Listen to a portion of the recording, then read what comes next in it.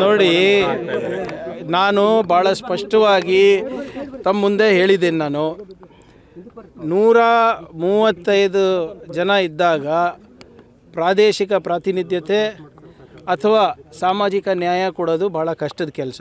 ಅದರಲ್ಲೂ ಕೂಡ ಒಂದು ಪ್ರಾಮಾಣಿಕ ಪ್ರಯತ್ನ ನಮ್ಮ ವರಿಷ್ಠರಿಂದ ಆಗಿದೆ.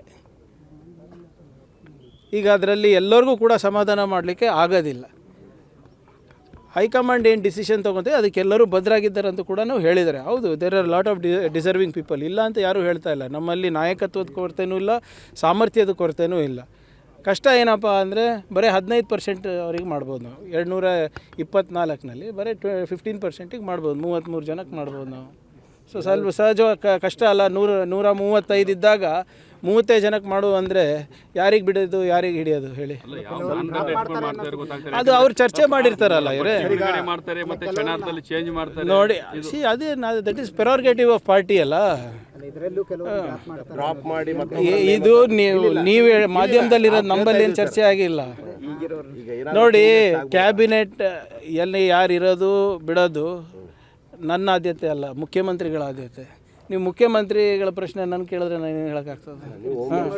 ಹೋಮ್ ಮಿನಿಸ್ಟರ್ ಜವಾಬ್ದಾರಿ ಕೊಟ್ಟಿದ್ದಾರೆ ಅಂತ ಹೋಮ್ ಮಿನಿಸ್ಟರ್, ತೆಗೆದ್ರೆ ಕಾರ್ಯಕರ್ತ.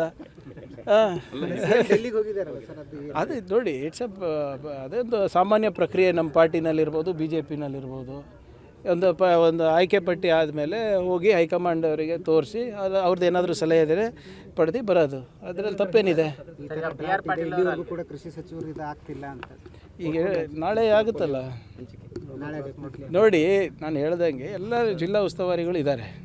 ಇದಕ್ಕೋಸ್ಕರ ವಿಶೇಷವಾಗಿ ನೇಮಕ ಮಾಡಿದ್ದಾರೆ ಮುಖ್ಯಮಂತ್ರಿಗಳು. ಯಾವುದೇ ರೀತಿಯಾದಂಥ ತೊಂದರೆ ಆಗಬಾರ್ದಂತ ತಾನೇ ಮಾಡಿರೋದು. ಈಗ ನೀವೇನೇ ಹೇಳ್ಬೋದು, ಒಂದು ಮಾತ್ರ ಒಪ್ಪಬೇಕಾಗ್ತದೆ, ಕಳೆದ 2-3 ವರ್ಷದಲ್ಲಿ ಹಿಂದೆ ಕಾಣದಷ್ಟು ನಮಗೆ ಪರಿಹಾರ ರೈತರಿಗೆ ನಾವು ತಂದು ಕೊಟ್ಟಿದ್ದೀವಿ ನಮ್ಮ ಜಿಲ್ಲೆಯಲ್ಲಿ ಮತ್ತು ನಮ್ಮ ರಾಜ್ಯದಲ್ಲಿ. That is undebatable. Drinking water ಭಾಳ ಸಮಸ್ಯೆ ಇದೆ ಸರ್, ಕಲುಷಿತ ನೀರು ಬರ್ತಾ ಇದೆ. ನೋಡಿ ಇದನ್ನು ಕೂಡ ಈಗಾಗಲೇ ಚರ್ಚೆ ಮಾಡಿದ್ದಾರೆ. ಖಂಡ್ರೆ ಅವರು ನಿನ್ನೆ ರೀಜ್ನಲ್ ಮೀಟಿಂಗ್ ತೊಗೊಂಡಿದ್ದಾರೆ ಬೆಳ್ಳಾರಿನಲ್ಲಿ.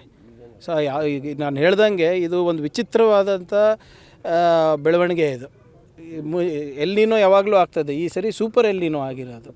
ಸೊ ಇದು ಬರೇ ನಮ್ಮ ಕಲಬುರಗಿಗೆ ಅಥವಾ ರಾಜ್ಯಕ್ಕೆ ಸೀಮಿತ ಅಲ್ಲ, ಇಡೀ ದೇಶಕ್ಕೂ ಆಗ್ತದೆ ಮತ್ತು ಹಲವಾರು ಬೇರೆ ಬೇರೆ ದೇಶಗಳಲ್ಲೂ ಕೂಡ ಈ ಸಮಸ್ಯೆ ಉದ್ಭವಿಸ್ತದೆ. ನಾನು ಹೇಳಿದ್ನಲ್ಲ, ಬರೀ ಇದು ಜೂನ್ ಜುಲೈದು ಅಷ್ಟೇ ಅಲ್ಲ ಸಮಸ್ಯೆ, ಮುಂದಿನ ಜೂನ್ ಜುಲೈ ತನಕ ನಾವು ಕಾಪಾಡ್ಕೊಂಡಿರ್ಬೇಕಾಗ್ತದೆ ನಮ್ಮ ಮೂಲಗಳನ್ನು, ಜಲಮೂಲಗಳನ್ನು. ಸೊ ಅದಕ್ಕೂ ಕೂಡ ಒಂದು ವಿಶೇಷವಾದಂಥ ಆದ್ಯತೆಯನ್ನು ನಾವು ನೀಡಿದ್ದೇವೆ. ಈಗಾಗಲೇ 1 ಕೋಟಿ ಪ್ರತಿ ತಾಲೂಕು ಕೂಡ ಕುಡಿಯೋ ನೀರಿಗೆ ಕೊಟ್ಟಿದ್ದೇವೆ.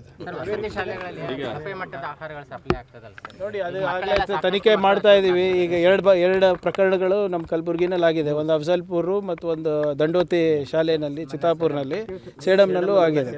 ಈಗ ಇದು ವಾರ್ಡನ್ಗಳ ಮೇಲೂ ಕೂಡ ಆ್ಯಕ್ಷನ್ ತೊಗೊಂಡಿದ್ದೀವಿ. ಮತ್ತು DC ನಾನು ಕಟ್ಟುನಿಟ್ಟವಾದಂಥ ನಿರ್ದೇಶನ ನೀಡಿದ್ದೀನಿ. ಜಿಲ್ಲಾ ಮಟ್ಟದ ಅಧಿಕಾರಿಗಳು ಹೋಗಿ ಸರ್ಪ್ರೈಸ್ ವಿಸಿಟ್ ಮಾಡಬೇಕಾಗ್ತದೆ ಎಲ್ಲ ಕಡೆ ಅಂತ ಈಗಾಗಲೇ 4-5 ಕಡೆ ಮಾಡಿದ್ದಾರೆ.